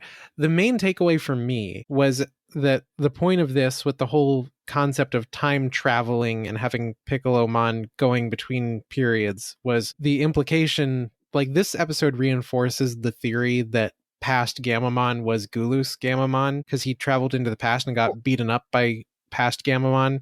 But then the future of Gamamon is supposed to be better because of Hiro, so he travels to the future and he meets awesome Gamamon. which like I mean, I'm trying to envision like what could he have seen in the quote unquote future that would be Shoutmon Cross 7 Superior Mode. Yeah, I was actually thinking like, does he become king of the digital world? And he's like, oh man, you're king of the digital world. I want to be your fan. Like I want to. Well, maybe he sees him like destroying the great enemy that may be a bigger antagonist later. I don't know. But also, like, I really got the sense when Hiro and Ruli are trapped in the past that it's very much a quote unquote past. That it's like Petermon being able to make some weird like alternate little pocket dimension. Like that. Like I did not think that they were actually time traveling. No, I didn't think so either. They were in a Kingdom Hearts world with no NPCs. It was like styled after like older Japan and like and it was styled after old Japan, and like it could just be based on where the two of them like physically were. But I thought like it seemed, my impression was that they were in what these kids knew of older Japan. Right. Especially, I mean, like Ruli recognizes an older building that she probably knew was an older building. Yeah. I saw some reactions that were saying that they clearly only went they went into the very near past because Ruli's still able to recognize buildings. Like, so they were concluding that they went like a couple years in the past. And I'm like, no, they look at, like, Hiro looks at Tokyo Tower and there are no skyscrapers. Yeah. Like this is clearly like this, I forget when Tokyo Tower was built, but like the 60s or so. Yeah. Like a couple decades. Like the thing is, like Piccolomon seems to see it as like a kind of amusement park in a sense. Like it's like one of those like that's not like the literal amusement park in the next episode, but just sort of like it's like a fun recreation, because he keeps saying like you should have fun, you should be enjoying this, you should be thanking me. It's like he's treating it like some kind of joyride basically, and then he sicks their shadows on them to go kill them and take their place. Yeah, the more now that you mention the Kingdom Hearts world, it really is just that. I mean, there's a single heartless enemy in the world. Yeah. And he concludes like everybody in it is having fun. So it's like join the party, be like a puppet in this like exhibit is what I got out of it. But yeah, like I think that I also saw a decent number of complaints that like these are such randomly connected concepts that like it doesn't like Piccolomon is not like, oh, I sent you to the past, and also I have a shadow there. It's gonna like, it wasn't like explained conceptually, and that I didn't personally find that problem because it was just, you know, like the emotions worked. Yeah, that's what I mean. Like, you know, we were saying earlier too, for the 2 episodes ago, like I can deal with a bunch of like plot things not quite fitting together if there's a good theme out of it. And we're getting partner bonding. We're getting Gammamon getting a little more independent. We're getting a little more hints about what might be in Gammon's future and past and the trajectory going there. And that was what I was pretty sure was a take home here. So for better or worse, it does feel like a Japanese ghost story where there's a yokai that throws you into the past, but nobody is around and there's a shadow that will consume you and take your place. Yeah, basically it comes off like another like yokai story. Like some of these things don't make sense together, but that's kind of how it works sometimes. With the gold and red sky things, it reminded me of like the Midnight Channel in Persona 4. They got sent back in time to a liminal space. Also, it did mention that there's apparently rumors circulating around about the Digivices. Yeah. And I know one person on my timeline actually suspected that Dracumon might be spreading the rumor. Mm-hmm. Yeah, that makes sense. But like these kids are getting known, for better or for worse. Yeah, I thought it was cool to see the return of Digimon who specifically want the Vital Bracelet. And then it made me kind of realize, like, oh, it's sad we haven't seen that since episode 4, whenever that was. But this episode also looked great, like the creepy Twilight. They called it the whole episode's called The Witching Hour, which I think has a different context in Western culture. Because of Walpurgisnacht. Yeah. What is that? The Western concept of the witching hour derives from this idea of Walpurgisnacht, which is a specific day and time, and it's like midnight rather than twilight, I think, when the ghosts come out. I mean, I do think it is somewhat of a fairly universal concept of like the mysterious hour when suddenly everything decides to come out, you know? Yeah, I feel like the only thing that felt like a little bit of stumble was like calling it like the capital W, capital H witching hour. Yeah. Because like that does have like a particular connotation, apparently. But yeah, I thought it totally makes sense. That, like, especially, I was also getting Your Name, Kimi no Na wa vibes. Yeah. In terms of like, oh, there's some weird magic that happens at Twilight. And yeah, so good episode. I forgot there's one thing that I'm doing the equivalent of those cat videos where you have a cat that's like peacefully sitting and then you put a pickle behind it and then it freaks out and jumps around. Yes. Okay. Yeah. Who wants to start with this? The pickle in the living room. Okay. In Japanese, the name is Piccolomon. It's obviously piccolo from Italian word piccolo, meaning very small. Yeah. And like many of the romanizations in this franchise, for some bizarre reason, somebody up there seems to have misread it as Picklemon. And that's because our official translations for Ghost Game apparently have to conform to the Bandai romanizations. I don't know whose decision that is. It may not be the translator's fault. It may just be some higher up decision mandating this, because we know this has happened in the past. It has to say Picklemon in there, and I don't like it, and I refuse to comply with it. You're not going to make me. Just hope that... Wait, we already had Vagimon appear in this series. Vegimon's romanization has been fixed, actually, even by Bandai. Okay. It's the red one that didn't get fixed. So if Red what? Vagimon shows up, we're in trouble. Yeah. Wait, so they spell veggie with an A? Vagimon. I mean, Vagimon. You can stop pronouncing it, please. But if you go back to the original footage of an adventure, you actually will see it on screen. It's awful. Oh, well, so yeah, and yeah. If they bring that in this series and they don't correct it, I will never stop saying it. Oh, no. It will be like they taught a bad word to Gamamon. This is my Ghost Game premise. Toya haunts me by continuing to say that word.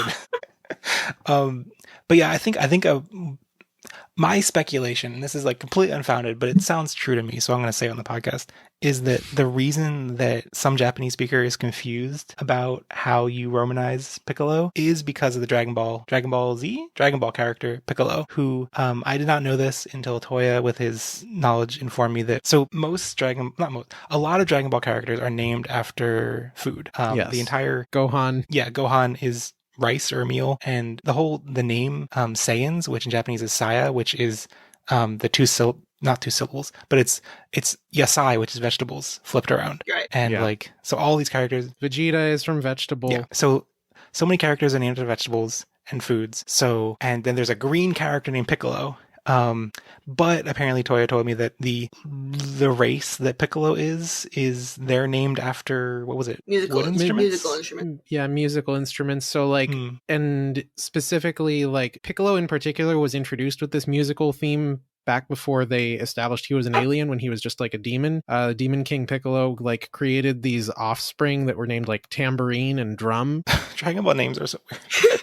So I could see that someone who is familiar with this green Piccolo character and forgets the exact etymology of the distinct, or the fact that there's a different theming around those names would just be oh yeah, so Piccolo is a reference to pickle, so that's how you spell Piccolo is pickle.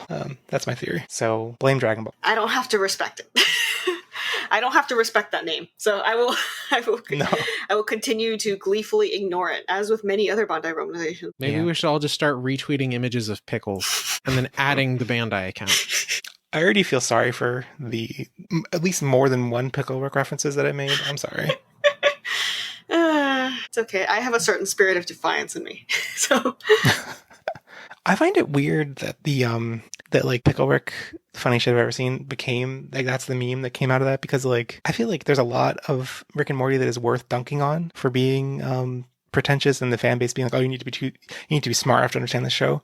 But the Picklewick episode itself was actually I thought actually it's about Rick refusing to go to therapy and how therapy will be good for him. And I thought that's a good lesson. It's weird that it's become this meme about pickles. It's because of the Dadaist absurdity of it all. It plays very well into the zeitgeist of the current humor, where nothing means anything, so we can laugh at anything. And thus Hatsune Miku turns himself into a pickle, calls himself Pickle Rick. Funniest shit I've ever seen. That in a dead monotone. That can be funny now. Is that the origin of it? No, that's just one of the offshoots of it. It has a bunch of permutations. I mean, it is a meme. Okay, I was did that happen during a concert? And I was that'd be absurd.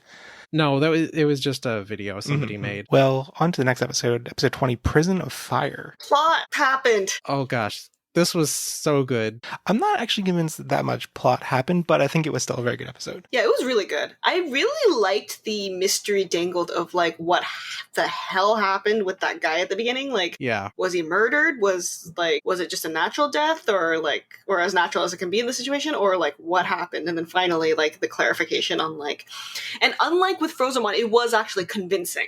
Yes. That they wanted to save him, but everyone, including the person himself, got the wrong idea leading to an indirect murder, because they are indirectly responsible for murdering him, and they are clearly taking responsibility for it, and it's killing them inside, and that's why they want to leave, because they don't want this to happen again. Well, they're accused of murder, but that's the interesting thing, that they're not the ones that started the fire, at least if we believe them. They were just there trying to save him, and so if they hadn't been there, he would have died anyway. Right. Well, I mean, I think that's questionable, like whether he would have actually, without any intervention, would have completely died. But I mean, I do have a bit of a qualm with that scene in that, like, it felt like they barely communicated. Yeah. And then it's hard to watch that and be like, well, they could have like been a bit more clear and like, just don't move. Like, if you move, you're going to die. So stay still. You'll be fine.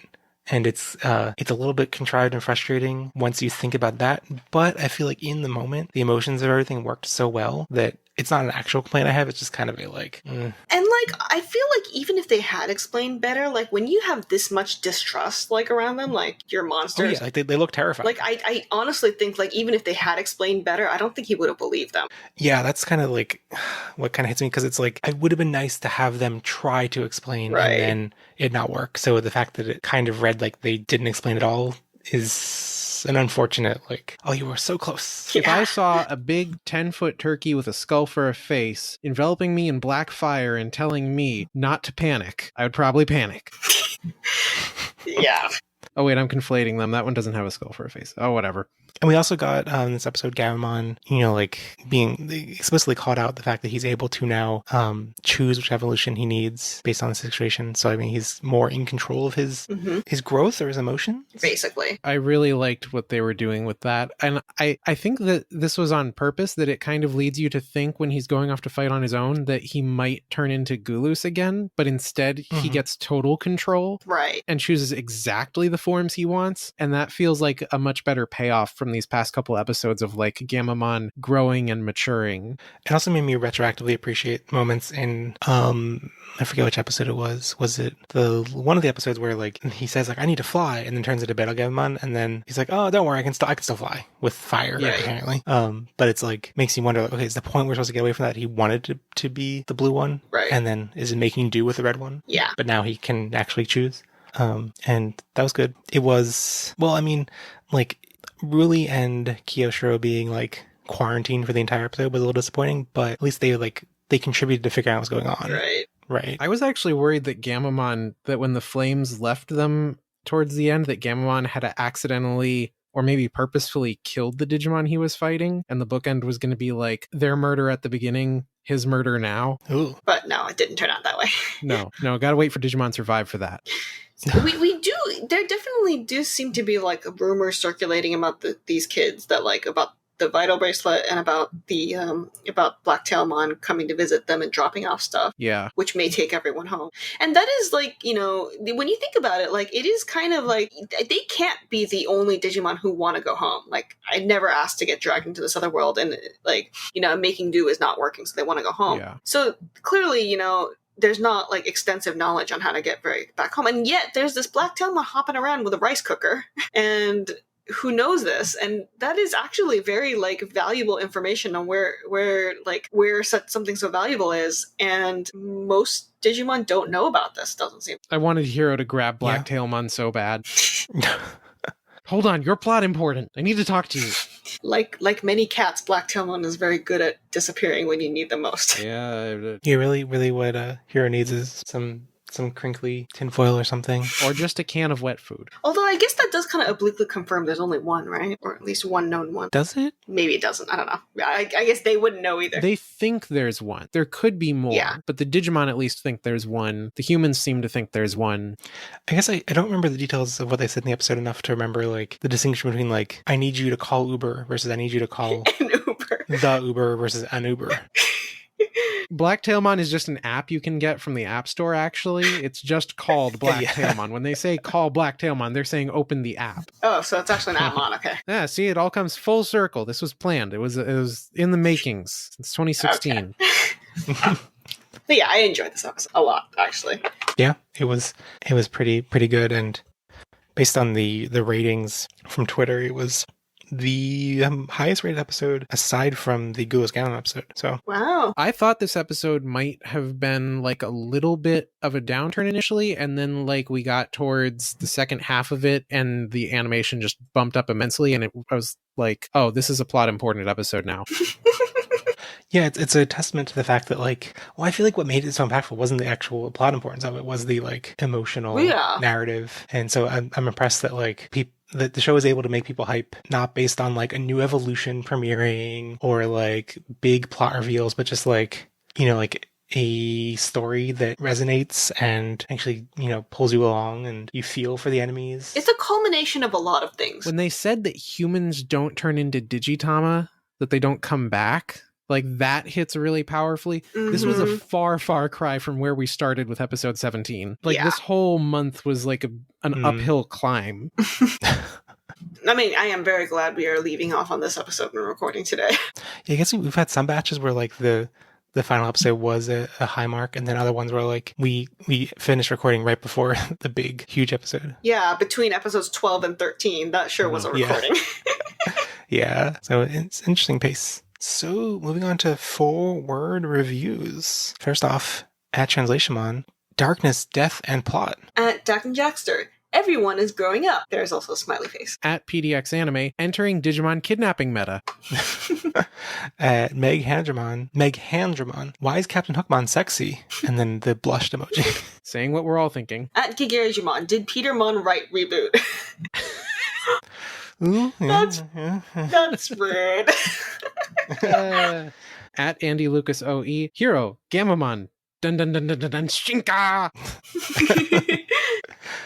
At Doromiko, the horror deepens further. At Cumplir Destino, I like so much. At Bored Individual, kids going through hell. Yeah, they've been through a lot. They should not have almost frozen to death. That's my controversial take. C.R. McRae said, communication solves all problems. At Anime Guy 1101, still waiting for Gulus. My man. At Laugh-A-Deal, murder, kidnap, sad. And Ursama Black, emotionally creepy and fulfilling. Slimy, yet satisfying. Well, moving on to listener comments and questions, which we're going to, I think, run through pretty quickly because we had so much Digimon Con stuff. Yeah. So the con took over here. What's it called? We have con flu, even though we didn't actually go to a con. It's just too much discussion. Anyway, first comment from at Gigerigimon, who said, all the talk about plot made me think, in 99, we would have just seen Metal Greymon, Edamon's dead, and ties back in Tokyo. As far as the plot goes, it's still, let's say, the digital world, really, isn't it? But we know way more about all the kids than we do in Ghost Game, despite having less characters and more time to explore them in Ghost Game. Seeing Ruli's parents, her social media persona affecting her relationships, or Hiro sharing stories about, perhaps his romanticized view of, his father, that we could show again later with a real perspective. Kyo could be having issues with his fortunes and family like Thomas from Data Squad or something. I know they're at boarding school, but the absence of family affects kids all the same. Glad to see that the plot is hopefully starting, but it's just struck me where we are with characters, and the quote-unquote lack of plot complaints actually seem to be a symptom of the kids not being as three-dimensional as they could have possibly been by this point. You know, I'm guessing this is a kind of more of a after everything we've talked about. What is the definition of plot? We've covered this subject probably like every week, every podcast episode on Ghost Game at this point, and. Yeah, I mean, there is a difference between, like, plot and overall, like, story plot and then plot in terms of, like, character narrative. And it is true that I think, arguably, on both counts, it is going a little slower than most series by this point. I think Adventure, specifically, is a really weird outlier that maybe shouldn't be used as a baseline because, as you said, that's the one with, like, devoid of much in the way of plot whatsoever. But, like, the entire series, and I think Adventure's degree of, like, well, I'm going to say both Adventure and Zero Two, actually. The Adventure and Zero Two degree of, like, we are going into these kids' heads down to, like, even the nuances of psychological issues is that's very much a them thing. That's not really something you would really see in a bunch of other Digimon series, so that may not be a very fair bar, because those things were, like, you are not watching that for the plot. You are watching that for the characters. But, in this case, yeah, I do agree. I do think it is nice that we are getting to see the kind of the environment around from them. So it's not necessarily psychological, but we do get to see like about like their habits and how they go about their day-to-day life, which is not something you get in every single Digimon series, especially like ones where like the first 2 parts are crossed, whereas you didn't see any of that at all, or you didn't even know about anything about them. So you don't know what they're like normally. You just had to kind of extrapolate from what you were getting from the series itself. Yeah. So it kind of depends, but I do think it is kind of slow on both counts. I will admit that. So I think what is your definition of lack of plot is going to, depend on the beholder, but it does seem like it is not going super intimately deep on either account compared to others in the franchise. So make of that what you will. Yeah. I mean, I think the point of this comment that really resonated with me is like the lack of parents is like a tricky, thorny thing, because like I do feel like some of the series that we're comparing it to, like Adventure or Tamers in this regard, seem like I think this is something I actually talked briefly, from what I saw, talked about in the anime discussion at Digimon Con when talking about Tamers, that like those are series that like particularly wanted to focus on how the parents and like the relationship with their parents affected the kids. And so like it's a little bit tough to like I think it's fair to, when you're making a kids franchise, to not always want to deal with that, like Adventure through Frontier were all by the same producer, and that was like her specialty, like talking about like family issues all the time. And that's not necessarily going to be the case for like every kids show out there. I will say, Atmon only had one character arc that was substantially about parents, that's Astra's. But what they did instead was kind of define the world around them, which was Fujimisaka. So you kind of had an idea of like day-to-day life character relationship, mom characters like Watson who appeared all the time. They were kind of... But the thing is, we still went into their personal issues, even if we didn't really substantially go into their parents. We went to we did get into their heads quite a lot. So I think it is possible to go into people's heads without getting into like family issues per se, but I also don't necessarily know if we've been really poking into the Ghost Game kids' heads this hard. I just feel like there's so much that it's weird that we don't know about their daily lives. Yeah. Like, it feels like okay, I get that Hiro's dad is the one character whose absence makes sense. And he's also the character that is discussed the most. I get that Hiro's mom is not physically there, but like, it would be nice to like see that he talks to her once a month or so, Yeah. or something, or like, what even is the deal with Kiyoshira's parents, and like how he went to study in a foreign country for years. Like, what's the deal with Ruli? Like, I mean, Kiyoshiro and Hiro live at a dorm, but Ruli doesn't. Ruli lives with her parents, right? So, I don't know. It just feels a little bit lacking for them to not even be... I don't want them to be like in depth. Yeah. Like Tamers was a lot about like at that age, the parents are a big deal, a big portion of the kids' lives. And I don't want that deep of an exploration. I just want it to feel like it's lacking enough that it feels like an odd omission. Because like we did still see like Haru and Eddie's parents, like moms specifically, like they popped in once in a while. Yeah, and Haru's mom posted his wedding to bed on social media. Worst mom ever.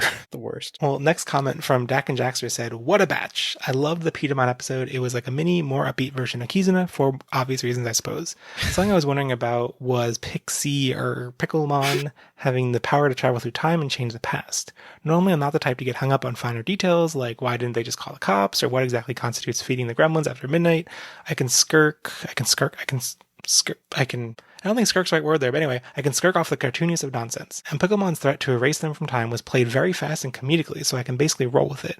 But the triple whammy of he can change the past, they're not going to ask any follow-up questions, and he also wants to be best friends now, was enough to even shake my sensibilities. I think it wouldn't have bugged me if he just bid them adieu, after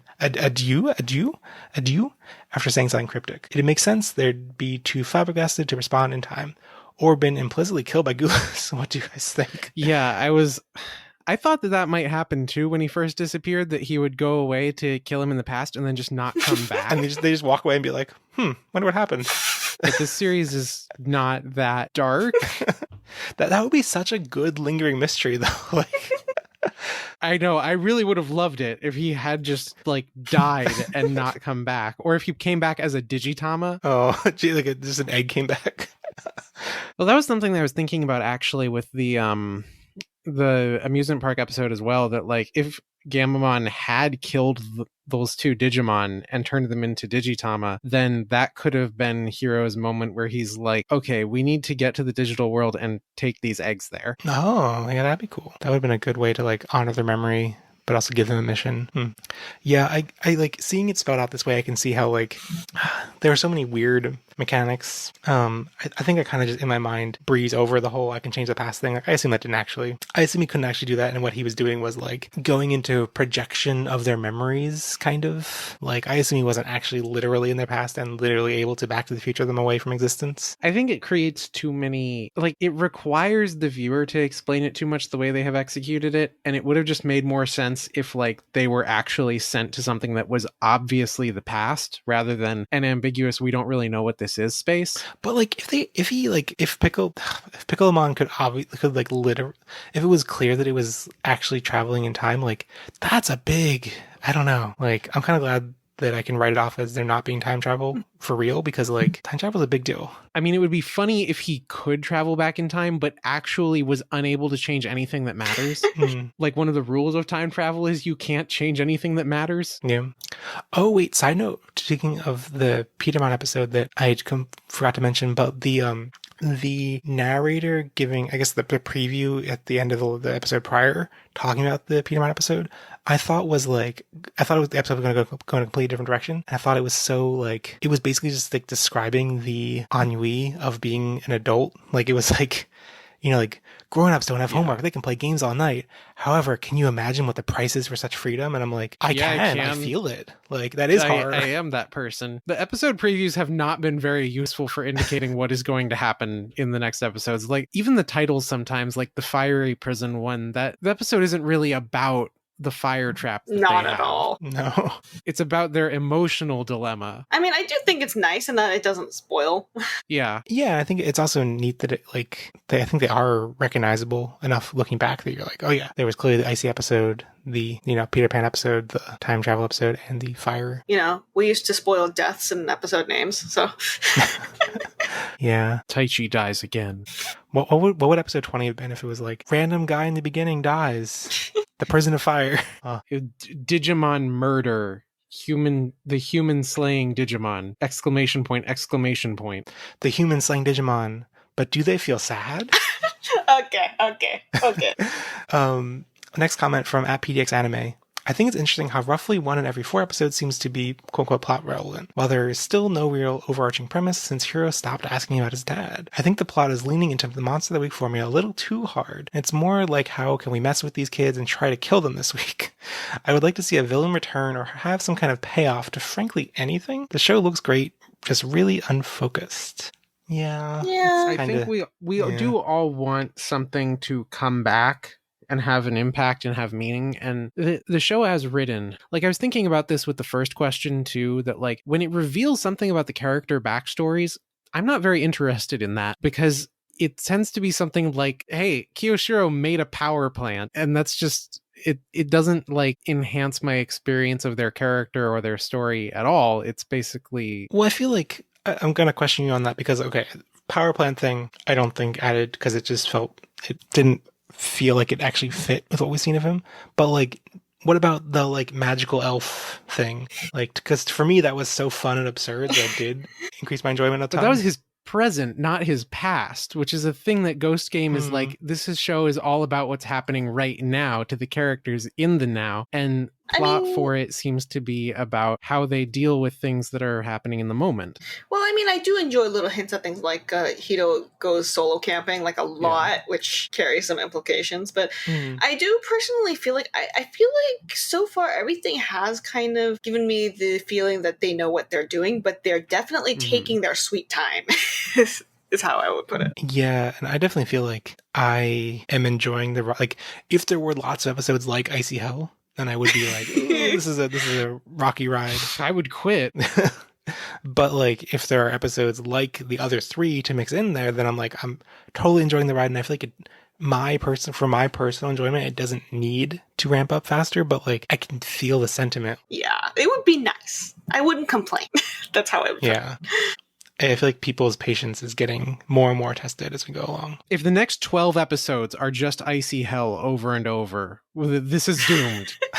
I mean, I think it's also because I have very high tolerance when it comes to watching a lot of kids shows of 4 courses, some of which have definitely gotten a lot slower and more torturous than we are even remotely at right now. So it's kind of like, I especially because I watch them once a week, I don't ever marathon things very much anymore. So it's nice to get my daily fix in.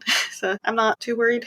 I don't know why we were speculating about what Piccolamon saw in the past or present. I think it's pretty clear he went into the past to Icy Hell, had such a horrible time in that episode, and then went to episode 20 and was like, this episode was great. It's right on, it was in front of our eyes the whole time. Yeah, that's why he wants to be best friends with them, because he saw how cool they were. I do think they were planting something there with good old Picklemon that, like, in a future episode, we will see him pop in from the past and he'll show up and see them. Oh, yeah. Oh, yeah. I would be very surprised if they don't do that. It would be cool if they also flashed back to Gamamon's past as Gulus Gamamon and had Piccolomon show up there.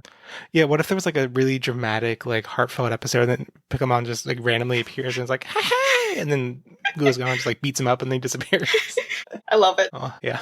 Well, Meg Hanjamon asked about the pickle rick of it all, and we I think we got to that. We already discussed this, yeah. Yeah. Gigaryjamon asked, why did they decide to give poor Saberdramon the turkey neck ball giblets? The only art I can find of Saberdramon with them is the original TCG, ever since they've had nice Birdramon-like neck. I did not notice this. I'm looking up reference photos now. Toya and Jeff are probably more well-versed in this area than me. Well, if I'm remembering right, Saberdramon debuted in Digimon World as one of the, like, they recolored a bunch of Digimon to have them as enemies, and the official art for Saberdramon has droopy little red ball giblets. Why does this exist? It's such a weird detail. But I don't remember the character model in Digimon World having drippies on it. And it's not in the artwork that they share on Twitter after the anime episode aired. It wasn't in that. But if you go on Wikimon, you'll see that the reference book artwork has it. Yeah. Two of the original, the Hyper Coliseum card game artworks do not have them. Card Game Alpha does have them on it. Jinxtrix does not. I actually don't like the new card game artwork. I guess Saberdramon was in BT3. Like, it looks so skinny. Like, yeah, he looks emaciated. Put some meat on those bones. Yeah, I really did not notice in the episode that weird part of Saberdramon's design. I like that the TCG art is based on Digimon World 1, though. Oh, is it a reference? Yeah, it's in the glacial time zone, I think is what it's called, that there's these areas in the original Digimon World that are like the dinosaur areas, and there's one where it's the speedy time zone where time goes faster, and so your Digimon dies faster, and then one where the time goes slower, so your Digimon's lifespan is longer there. Well, relative to the, like, in-game clock. Right. Well, I'm sorry for the giblets, I guess. Well, at Laughdile asked, you think that Granny or any of these kids are going to come back in any way? Like the big bad, whoever that may be, brings a whole army and these kids in the Peterman episode, like hold them off or something? I don't see why not. It's a classic series and way to do things. It happens on a lot of kids' shows. It seems like what they're building to. I don't know if Granny will come back. She might appear as, like, in a portrait frame with a black ribbon on it. No. No. What if she leads the army? You never know. They might lead the final villain into Never Ever Land so they can defeat him with the powers of hopes and dreams. Don't. I thought you don't even like that ending of Zero 2. No, that's the point. I love 02 and I hate how it finished. Yeah. I know why it finished that way and I still don't like it. Well, Diego asked, and this is through email, now that Digimon Con is over, I have to say the most exciting thing for me was the announcement of the Digimon Anime Heroes line, mainly because I'm hoping having a cheap and relatively okay toy line might lead to having toys of more obscure characters finally getting a toy in the later waves. So in that vein, I was wondering, what are some C or D tier Digimon that you would love to see show up in a Wave 10 or Wave 11 of Anime Heroes? Personally, my pie in the sky dream would be to have all 10 Frontier Legendary Warriors, but I would take just having a toy of my boy Susanomon. I don't know if it would ever show up in an anime line because it's never been in the anime, but my favorite Digimon line is the Lunamon to Dianamon line. And it's not like super, super obscure because, like, there have been some major appearances-ish, but especially because, thank you, Cyber Sleuth. But, not enough to get merch or be in the anime. It hasn't even shown up in the TCG yet as of this recording. Oh, really? Huh. So, interesting. Yeah, no, I've joked that, like, if that happens, I may have to switch color decks. but yeah, it hasn't really happened, and I've kind of given up on the idea of having merch. I have a fan-made Moonmon plush that I keep around, but yeah. I want every Toy Agumon variant, Toy Agumon Clear Toy Agumon Black, clear toy Agumon Black. I don't actually know what I would want in such a line. Like my favorites are like Monzaimon, Dark Knightmon. I actually really do like Toy Agumon. It's part of why I like to play Black. I feel bad because like my tastes are so basic. Like it's all like the not tent pole, but like, you know, characters that are popular because they're in the anime, like Black War Greymon and Mmon / Beelzemon. So it's like, yeah, that's not C or D tier. And I think like recently I've gotten through the card game, gotten to like get to know some more C or D tier Digimon, like Hexablaumon. Like I do love Hexablaumon in the TCG, so I'm like, oh, that could be cool. But like I kind of wish, like, I'm kind of jealous of people like Toya that have like a favorite. Well, loving Monzaimon. You're probably spared because you can actually get merch. Yeah. Yes, and also you never have to worry about whether or not your favorite will be in a Digimon game. I will be shocked if we ever have a Digimon video game that does not have Black War Greymon in it from now on. Yeah. I'm surprised that is Monzaimon not common? Like I feel like it's one of, like, because it's one of those early Digimon from Adventure that it would be. It gets a lot of tributes because it is one of the originals from the Virtual Pets. It was originally the strongest one, and like there's an allusion to that in a Cyber Sleuth post-game quest about it being the strongest one. But you're still not like guaranteed that it will be playable in every game or available in every game. But like that's the safest. Like Dark Knightmon is in practically nothing. Yeah, that's a shame. Yeah, I feel like with more time, more exposure to the TCG, I'll find my favorites that aren't most basic.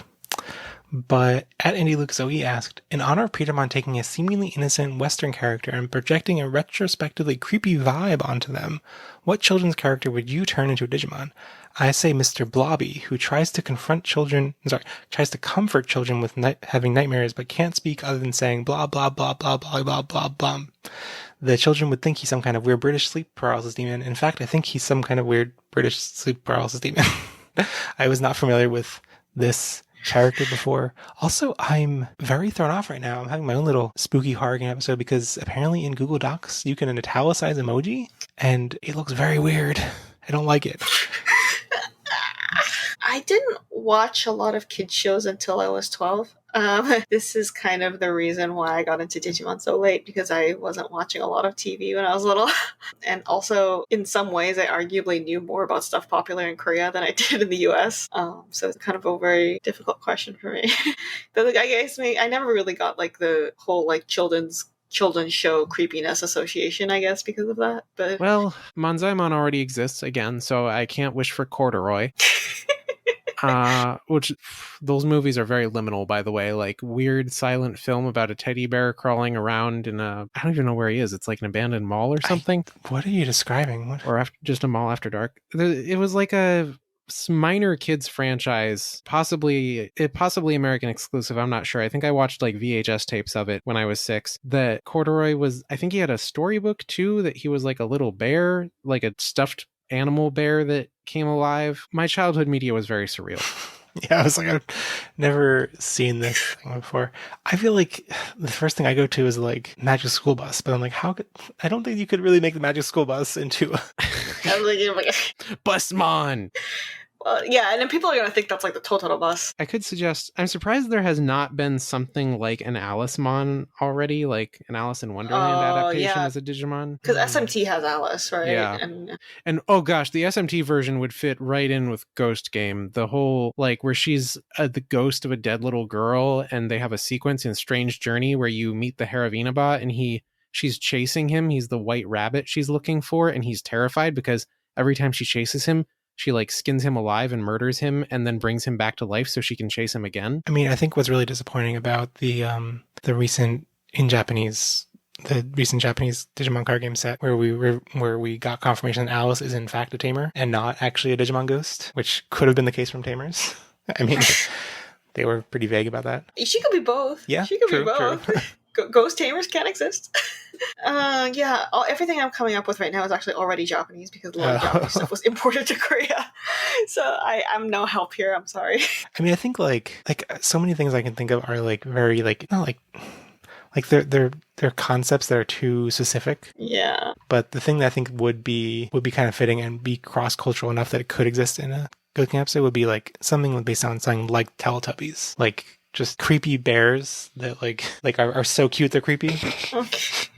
I guess the whole like Sesame Street / Barney archetype of being in like a suit, like a very unnerving suit, like unnerving still face, like frozen face kind of suit, is kind of scary. When you said creepy suit, I just thought of Betsumon. So No, Betsumon is actually emotes.